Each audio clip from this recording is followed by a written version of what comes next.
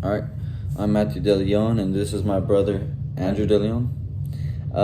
We're going to be talking about the documentary over Kalief Browder, basically how he went to jail when he wasn't supposed to, and kind of caused him to kill himself because of all the abuse he had to go through during his time in prison. So how'd you feel about it, just from the first episode? Because the first episode kind of explains everything about it, and then the rest of the episodes just go in depth. So how'd you feel about it, about how it kind of happened? So the first episode, it was pretty shocking, hearing that he just went to jail just for stealing a backpack. Oh yeah.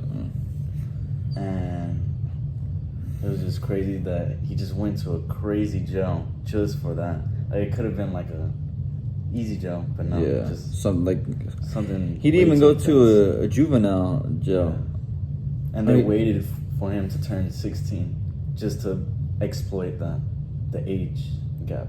Yeah, that's pretty crazy. And not just that, they put him into a solitary confinement.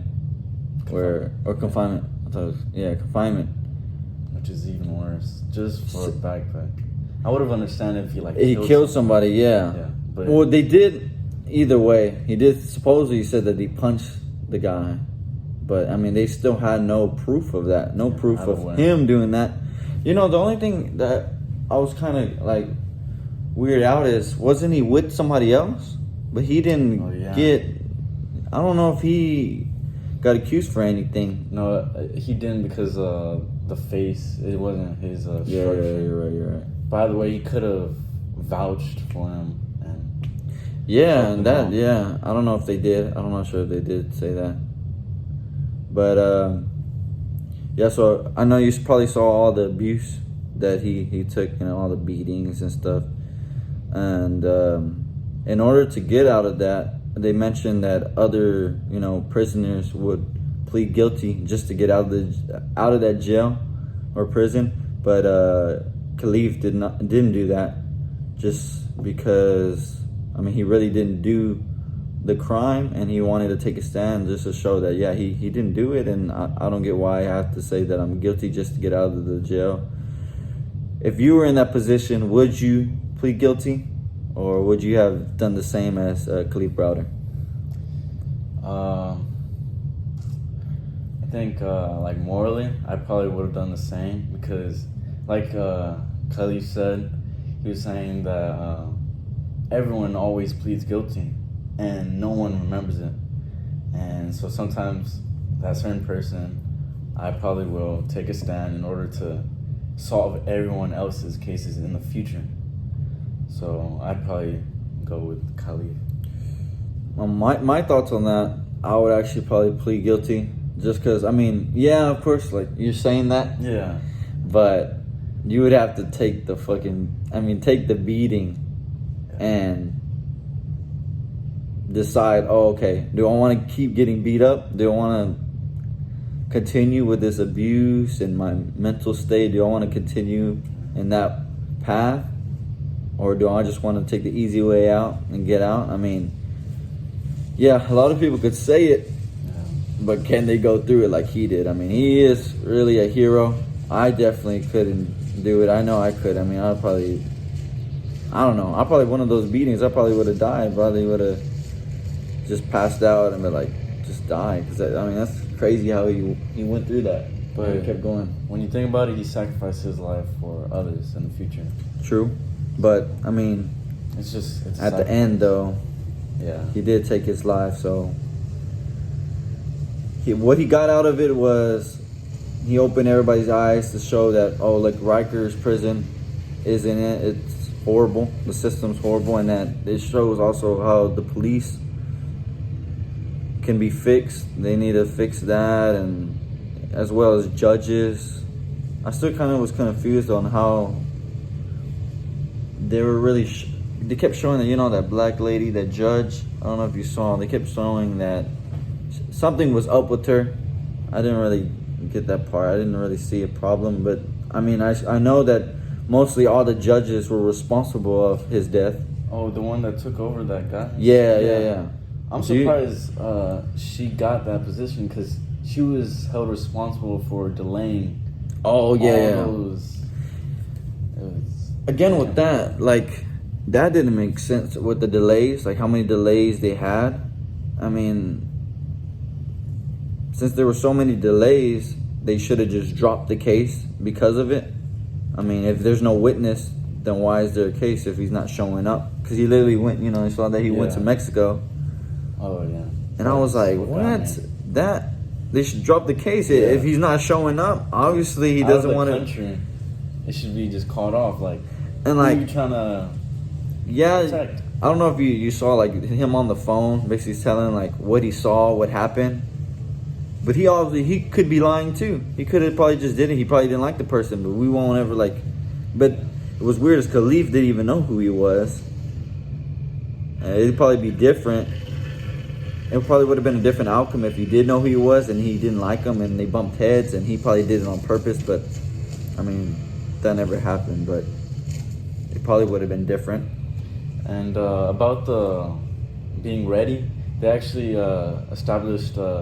It's called Kalief's Law, to where they actually look into if you are ready or not. I did some research, and yeah, just for in the future to not like fake being ready or not. So which is good. Yeah, So yeah, it did change a lot of stuff during trials and all that stuff. It changed, so I guess that is a good thing. But I mean, at the same time, it didn't really do anything for his life. It just really, you know, it ended his life. And if you were the mother, would you? I mean, of course, I think any mother would continue to fight for his justice.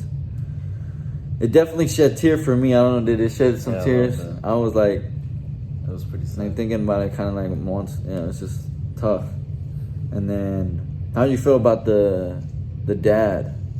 Oh, that was crazy. Just to get money. He came back just to get money. And he went to the hospital. Yeah, just to see the mom at her lowest. Like it was horrible. And it took the house away in 3 days. So I don't know. Yeah, and I don't even know if he did. I'm pretty sure he did get some money. I'm pretty sure I don't know. I don't know if they fought off that trial because the mom didn't want the husband to get any money.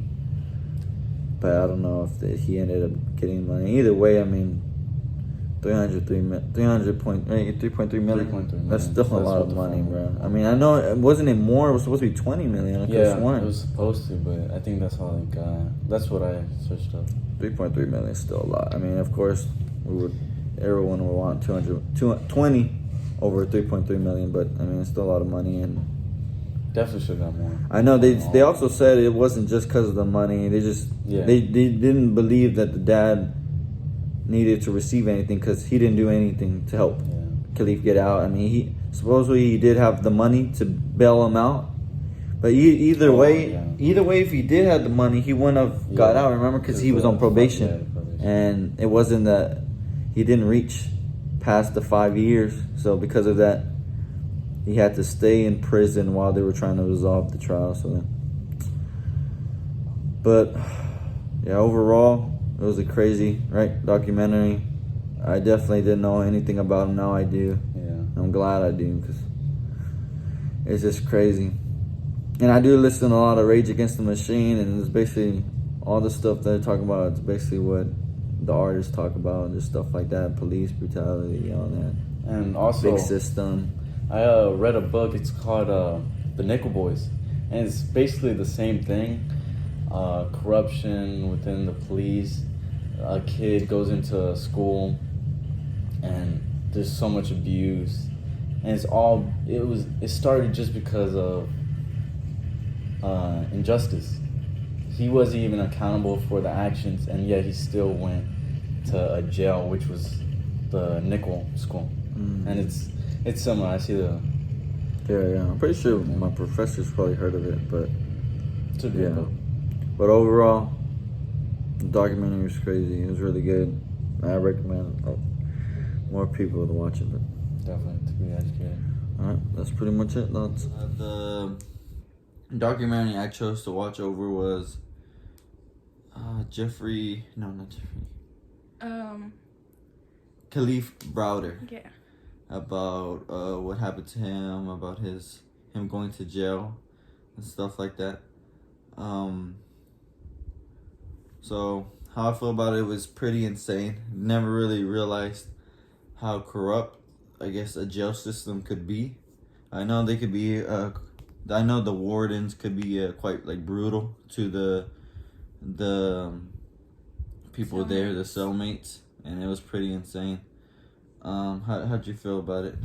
I feel like it was very touching. Like, you never really hear, well, you hear about stuff like that happening, but I feel like this case, Kalief's case, was very like kind of more personal in a way, because they had like video evidence, and it was more like of a documentary that showed you like the actual things that happened, which kind of touched you in a way and made you feel some type of compassion for him and his family and what they went through throughout the whole process.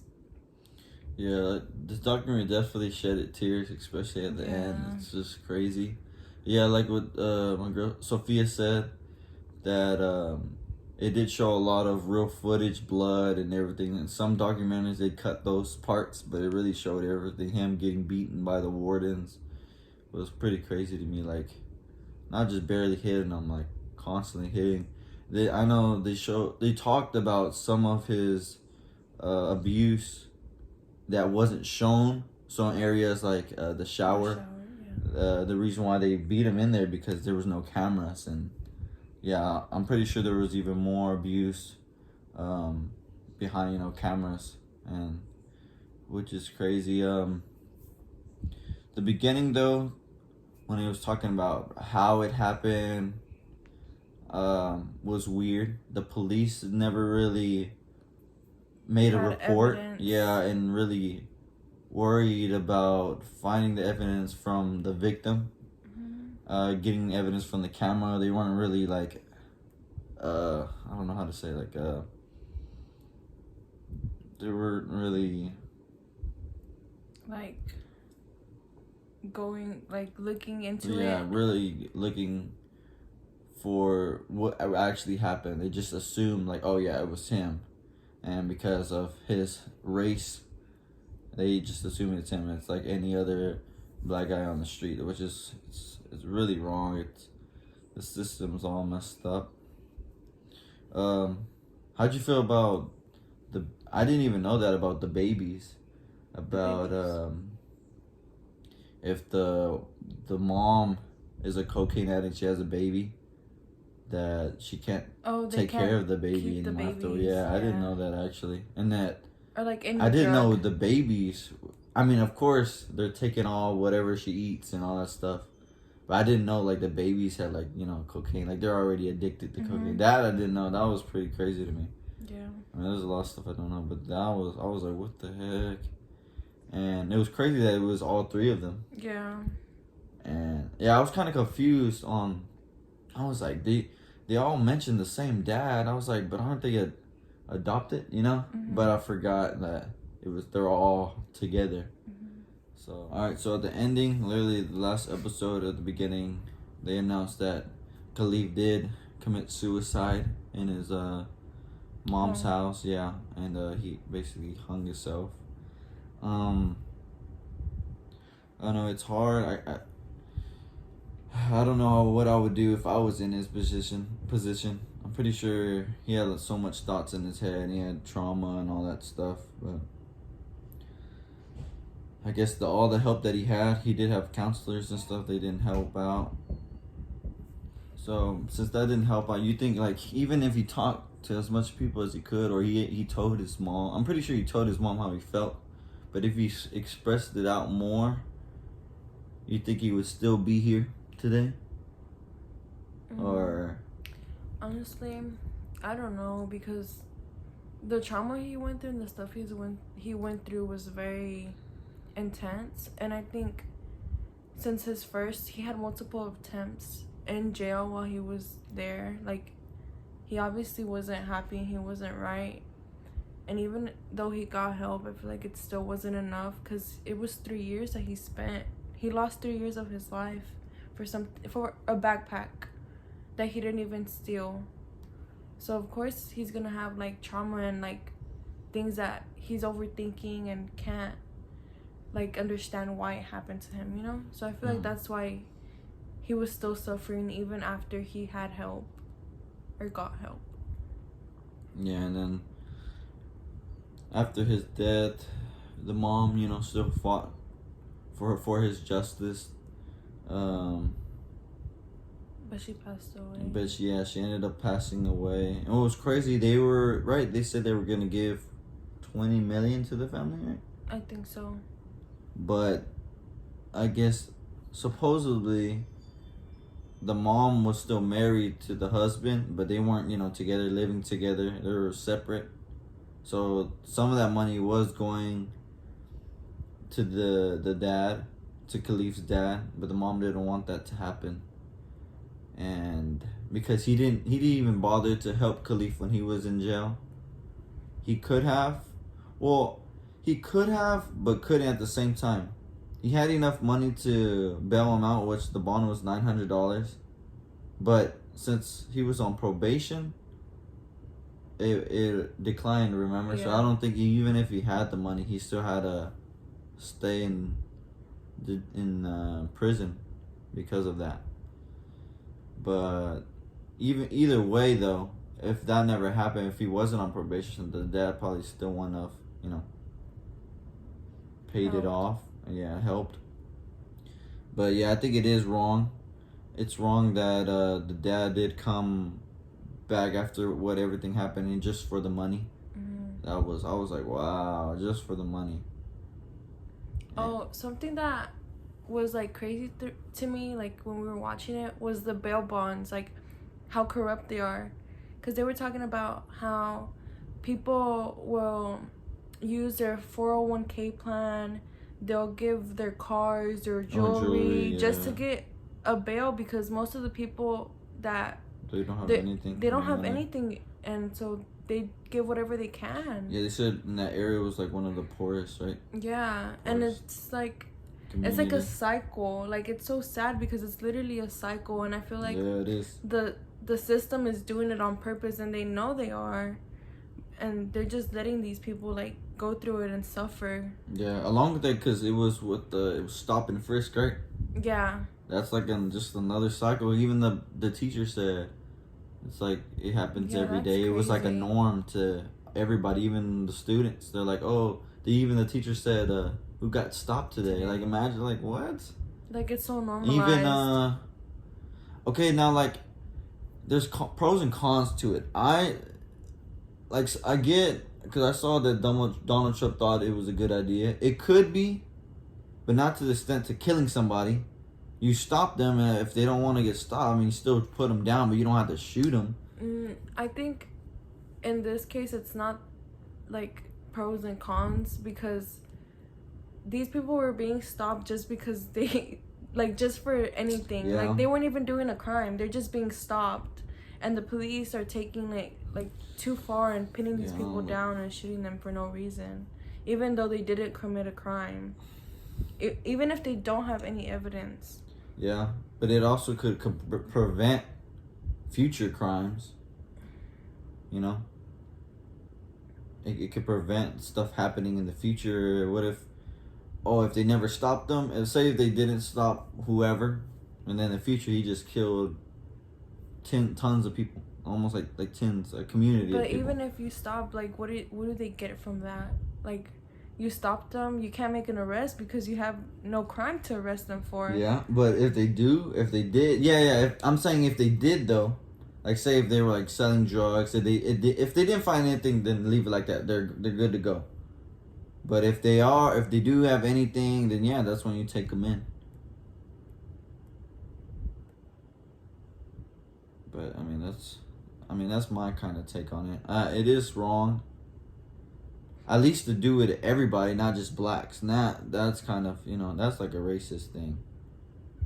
Yeah, they had a percentage that said it was like... Yeah, it said 55 or something 54% like that, black, and then Latino, and then white. Yeah, white was like 9%, yeah. But, yeah, just don't check just black people. There is white people in the Bronx. So,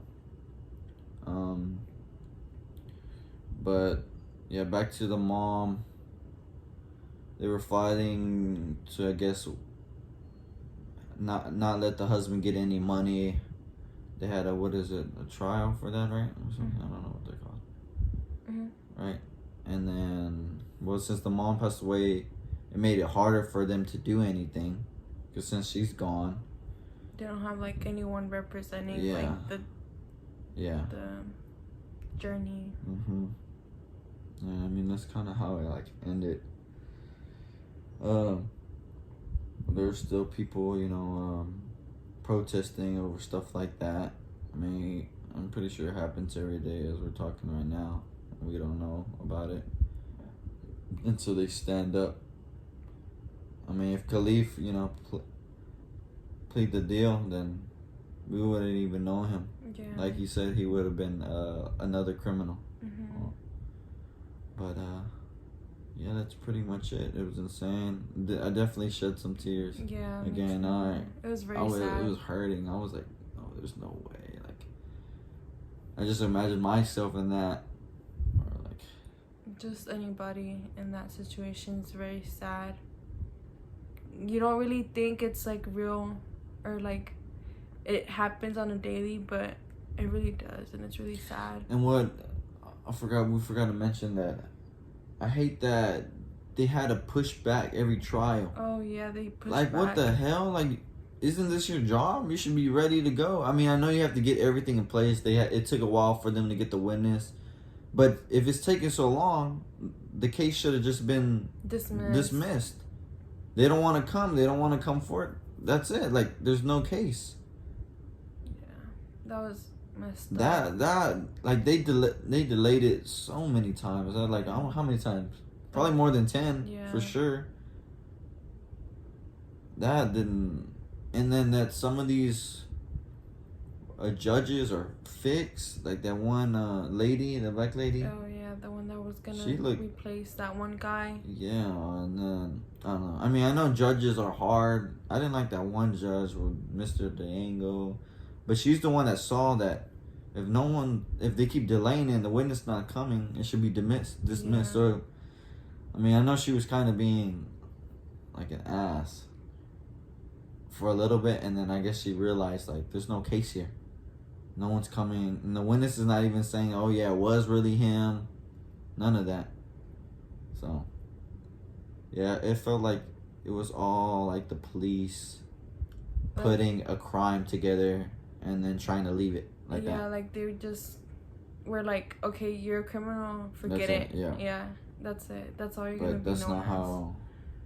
That's not how it should work. But that's pretty much it.